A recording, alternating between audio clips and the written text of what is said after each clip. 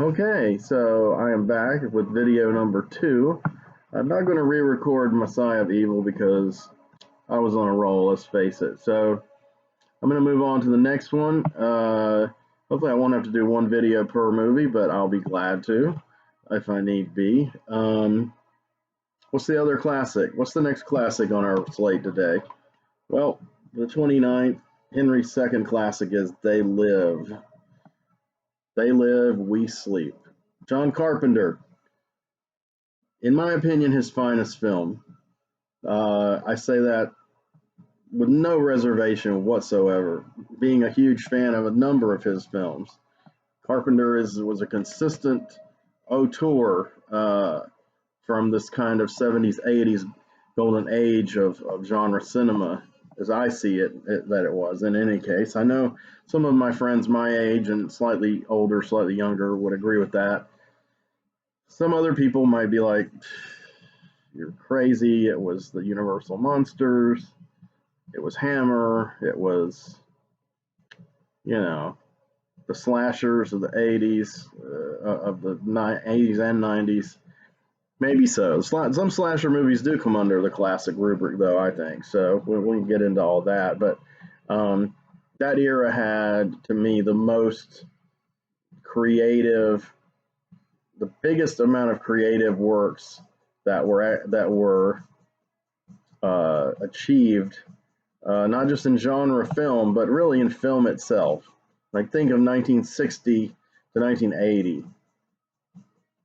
It's mind-boggling. Cinema changed, as all the arts did and all consciousness did on Earth, really, in the 1960s, and at least at that time for the better. So that's a good segue into They Live, because it's about shifting of human consciousness, really. It's basically a dude named Nada, meaning nothing, or nobody, and played by Rowdy Roddy Piper, the wrestler, and he does a great job as the everyman, the blue jean and flannel clad working man, just trying to make a living. He's out of work. He's pretty much homeless.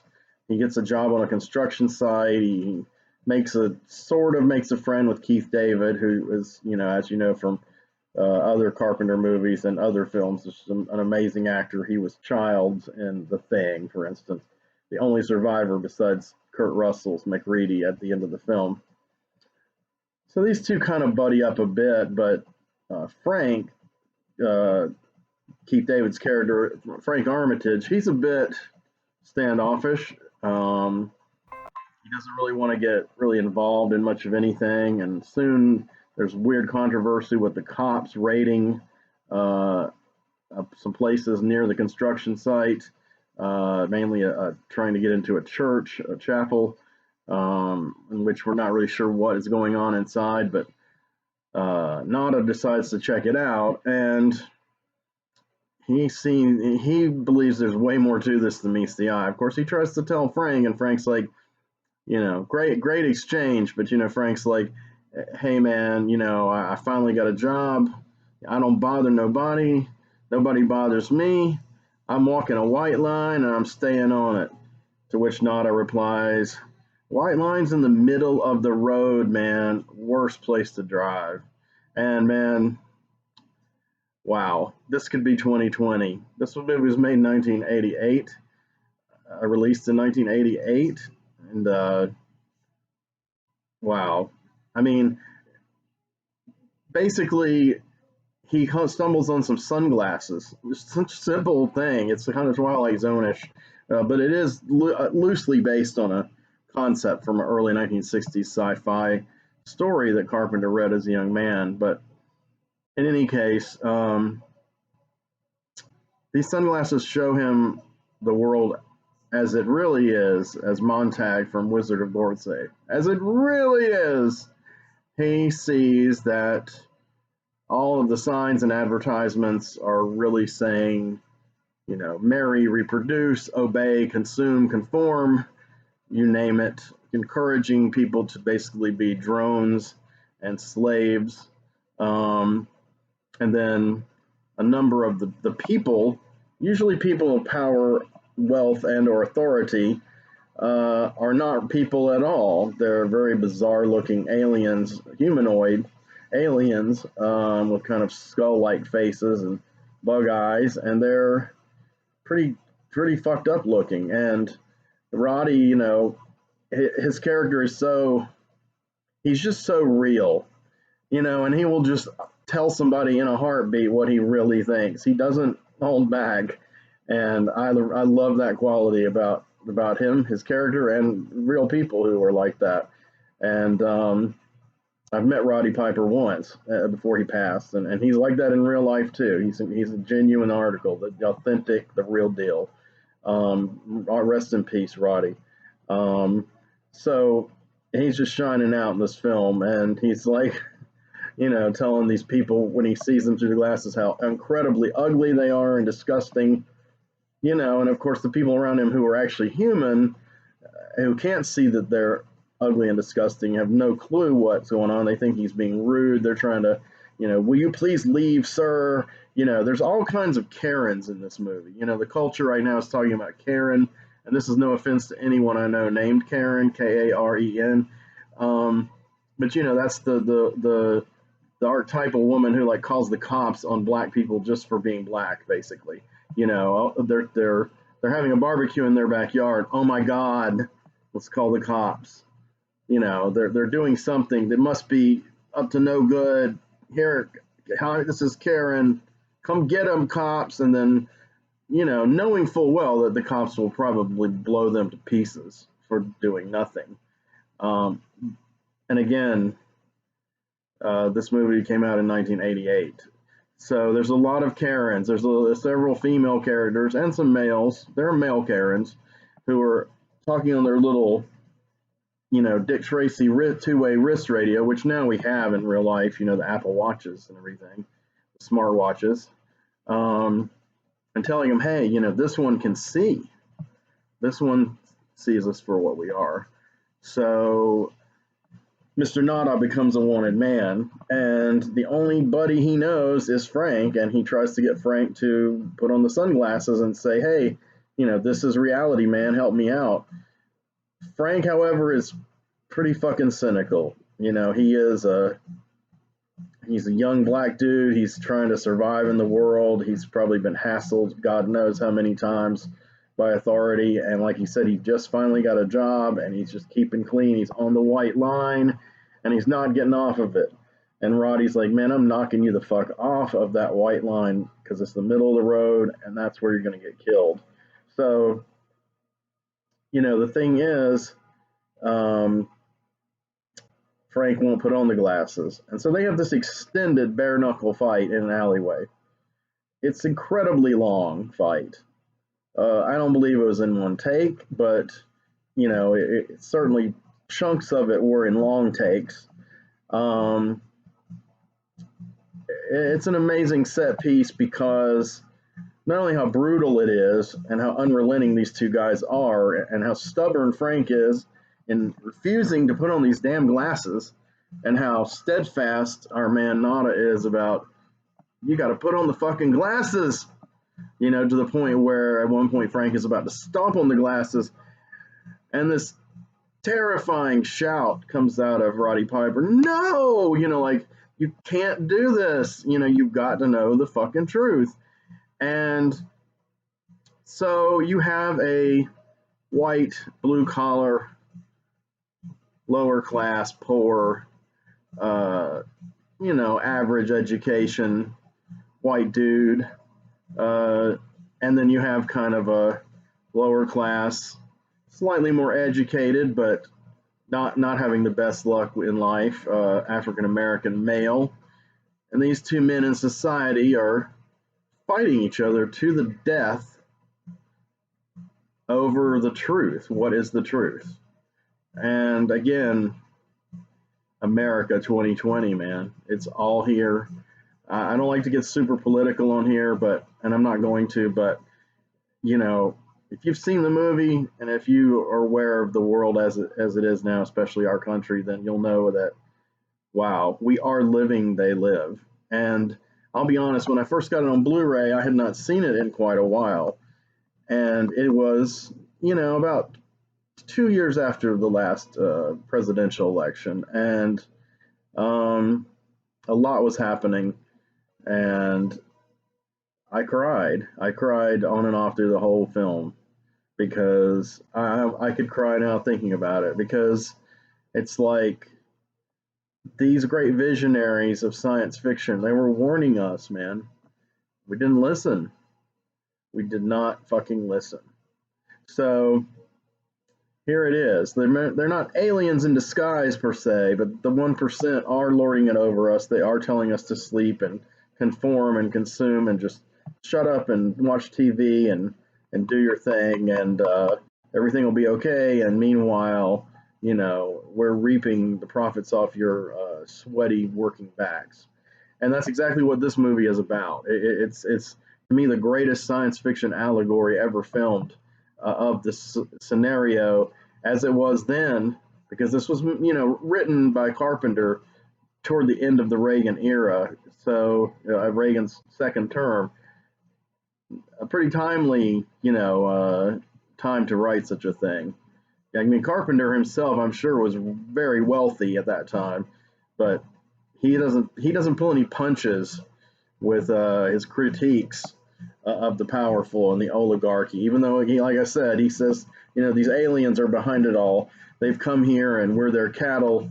They'll eat us. They'll enslave us. They'll do whatever they can, and they're gonna use us up, discard us, and head on to another world. And that's an explanation given by one of the characters at one point to Frank and Nada. So, by the way, the movie is credited as screenplay by Frank Armitage. Frank Armitage is Keith David's character. Frank Armitage also, the writer, is John Carpenter. So he made this one back to back with the brilliant Prince of Darkness. These two were smaller scale films than what he'd been doing, like The Thing and Escape from New York and Starman and things that cost a good bit of money and made a huge amount of money. Well, The Thing didn't, but regardless, it cost a lot. It didn't make a lot back then. These were the movies he was famed for. And then he kind of pulls back and does these two quiet genre films, and he writes both of them under pseudonyms.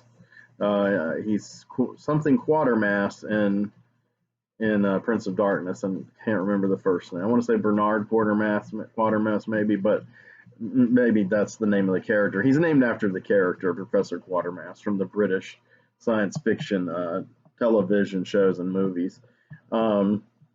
But yeah, I mean, he's dealing with, in that film, he's dealing with some, the bizarre intersection between quantum mechanics and Satanism, and doing it with intelligence and humor and power and dread.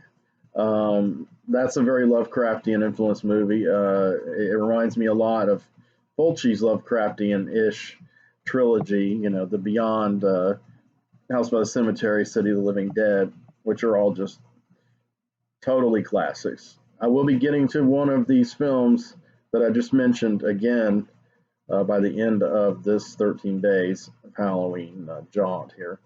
So they live. I mean, Scream Factory, Shout Factory did a great job, and there's a bunch of extras. There's some great making of interviews, commentaries, and on the back here you've got, I don't know if you can see with the sunning sun here, rising sun, our two hapless protagonists. When Frank finally puts on the glasses and he sees that expression on his face, and Nada, after having had the stuffing beat out of him by the man, is resolute in him seeing this. And I posted a picture of this still online, and I wrote America 2020. And yeah, so let's move on to the last classic. I will go ahead and just keep rolling, since apparently I accidentally cut myself off at the end of Messiah of Evil. The final one is Texas Chainsaw Massacre. I watch this every Halloween without fail, and I have for, well, there was a Halloween in 1997 when I was bereft of a television for a couple of months, right at that time of the year. that kind of sucked. But other than that, I would say I've watched Texas Chainsaw Massacre on Halloween every year since perhaps 1995. I used to have the MPI videotape, and then I had the MPI DVD. Or was it? No, I had the Pioneer DVD, which I am selling right now on eBay, signed by Ed Neal, the Hitchhiker. And then I finally, it took me a while to get the Blu-ray. I didn't want to get this giant box set called Black Mariah, which is named after the truck that one of the characters who tries to save Sally at the end is driving. It's really a Black Mariah, and inside is this disc, and then a bunch of other discs which transfer over all the goodies from the Super Deluxe DVD edition and add some new goodies. This one, however, I got for $15 on Amazon a year or two ago, and it's just the film and the commentaries. So it's basically the one disc out of the Black Mariah set because I didn't want to spend $60 to $70 on the Black Mariah set. I don't need this model truck, and I can live without the features. I have seen most of them, some of them multiple times. I just wanted this thing, the newly remastered 4K print of this on Blu-ray so that I could watch this as it was intended, so to speak, every year on Halloween. I never get tired of the Texas Chainsaw Massacre. There was another one I heard about as a child. The name alone put dread in the hearts of everyone who heard it. There weren't as many urban myths floating around my school about this one as there were about, say, Dawn of the Dead and Phantasm and some of those films, where kids would tell me these scenes that they allegedly saw, or that their older brother saw, or their cousin's best friend saw, and they were like wildly distorted from what really occurred in the film. Dawn of the Dead is the most egregious. If and when I ever review a Blu-ray of Dawn of the Dead, I'll go into that in some detail because it's pretty humorous. I Spit on Your Grave, that was another one I heard some really outlandish things about. I didn't hear much about the plot details, accurate or inaccurate, as a young person about this movie, but I remember a trailer of the re-release, but there wasn't much in it, but the name scared me. And I remember when the sequel came out, and I remember that trailer. By that time, I kind of realized, okay, yeah, there's a chainsaw, there's some crazy guy wearing a crazy outfit, and there's probably some cannibalism going on. Then a few years later, I started to read a bit more about cult movies and horror films, and by this time, though, I was an adult, and I'd missed out on experiencing this as a kid. I was too squeamish.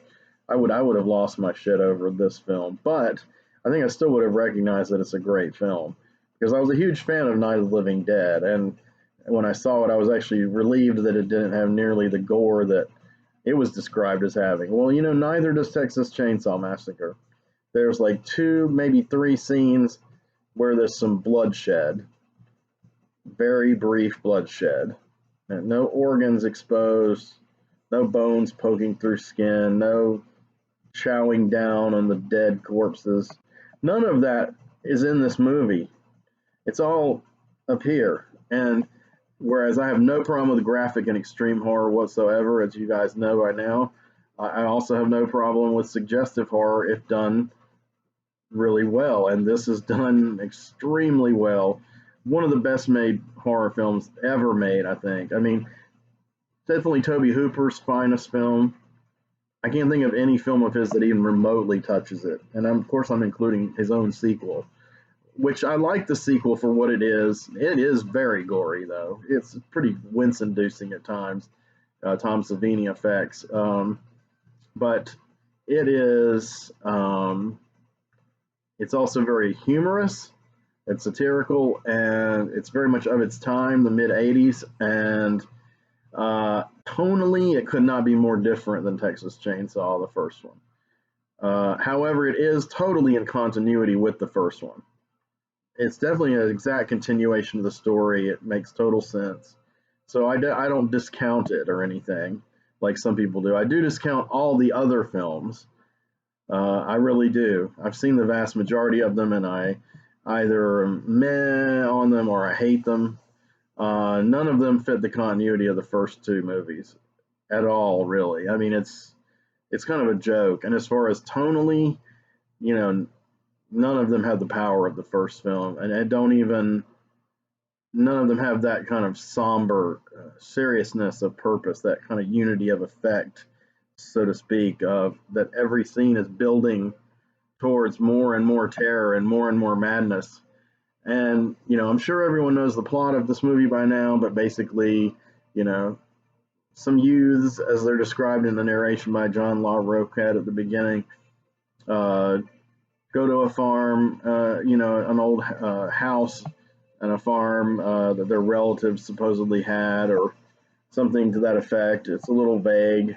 Um, and one of them is Sally, and she's kind of our heroine, our scream queen, supreme, and played by Marilyn Burns.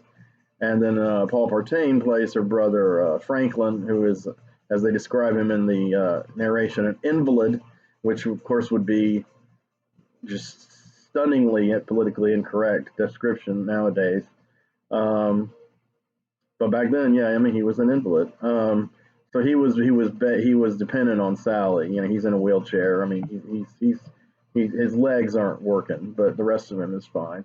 Especially his mouth. He's very loquacious and garrulous, and pretty much never stops talking. Some people hate that character, and they say he's one of the most obnoxious characters in any film, horror or otherwise. Um, he doesn't bother me at all, but I can't disagree with that assertion either. Honestly, it's definitely a head trick on the audience, that do you feel sorry for this guy and therefore you excuse his really messed up social skills, or do you just ignore the fact that he's handicapped and probably very depressed individual needing of attention, and just say he's kind of an idiot and an asshole. But he's really not an idiot. He's actually the most intelligent of the characters. He actually does try to analyze the situations, maybe too much, maybe overthinking, but really anything he imagines that the other kids, the hippie band quartet there, they're not really a musical band. I mean, they're like a band of hippies. Uh, they dismiss all of his musings of horrific incidences, but really he was onto something, and actually it ends up being far, far, far worse than he could have imagined. And his sister, he pays the price for that, and his sister goes through an unending torment, um, because living in the house that they find is a family of cannibals, and they're they're all they're all messed up, as Romero would say. They're not dead, but they're all messed up. And essentially, we meet Leatherface, who's always wearing the clothing and faces of dead victims of his, including women. So sometimes he's a transvestite. Um, he talks kind of like a young child or a little girl, and also makes pig noises. Where I guess the implication is his brain is completely mush. Um, in part two, he's given a little bit more intellect and sympathy, but in this one, he's just basically like a subhuman killing machine, and that always has that chainsaw. Which when this movie came out, I mean, I'm sure just the thought of what would a chainsaw just barreling into raw, exposed human flesh do, the damage. And see, that's one reason I was afraid to see this movie. Um, so we do find out what happens, but we don't see it happen exactly. The angles are oblique. Um, it's not like the horror movie since, and almost every Texas Chainsaw movie since, including part two, where you see Leatherface chopping people up and chopping the limbs all the way off and going inside of them, and etc. This one, those things happen, but they are done at a remove and shot in a way that again, your imagination fills in the blanks, and it's very powerful. One powerful thing about this movie also is that it has this incredible musique concrete soundtrack, uh, kind of found objects and odd percussion, ominous kind of sounds, atonal, no real music per se. It's all atmosphere, and it becomes more and more frenetic as the movie moves on.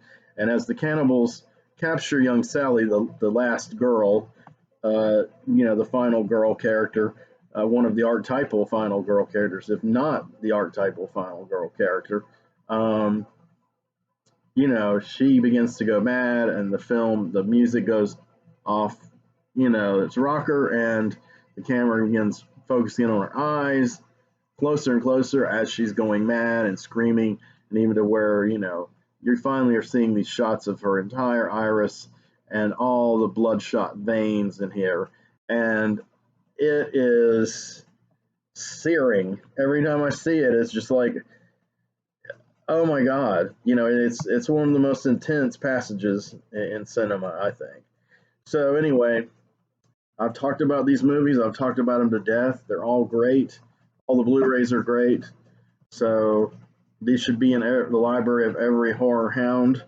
And I hope that they were Halloween appropriate and, worked out good for you. Maybe if you guys want to watch one or two or all of those over the next few days, then by all means, and if you have any thoughts about any of this, you can comment. So far, very few people have commented, and maybe that's a good thing because they might be like, get the fuck off of YouTube, covert. But, right now, I'll welcome some comments. Thank you, and I'm going to be back again tomorrow with 2 films that are going to be another theme, and the theme is going to be Halloween parties. So that should be interesting. All right, take care. And by the way, I'm breaking this into episode 12A and episode 12B because of my snafu here with the button. So take care. Thank you.